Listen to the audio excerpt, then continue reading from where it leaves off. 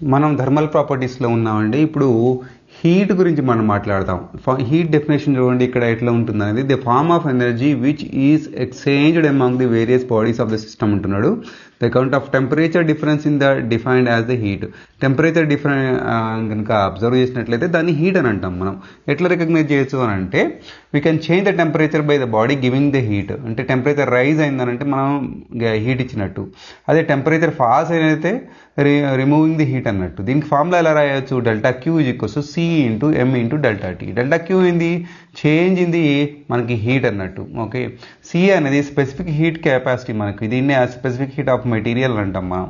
M is a mass, delta T అనేది change in temperature. ఇప్పుడు the scalar quantity ఇది అనేది స్కేలర్ క్వాంటిటీ అండి. ఇది దీనికి వెక్టార్ క్వాంటిటీ కాదు. ఇట్స్ యూనిట్ చూడండి, జౌల్లో కానీ ఎర్గ్లో కానీ క్యాలరీస్లో కానీ ఎదురేస్తాం. దీనికి ఒక వాల్యూస్ మనం రెగ్యులర్గా మనం వాడుతూ ఉంటాం న్యూమరికల్లో.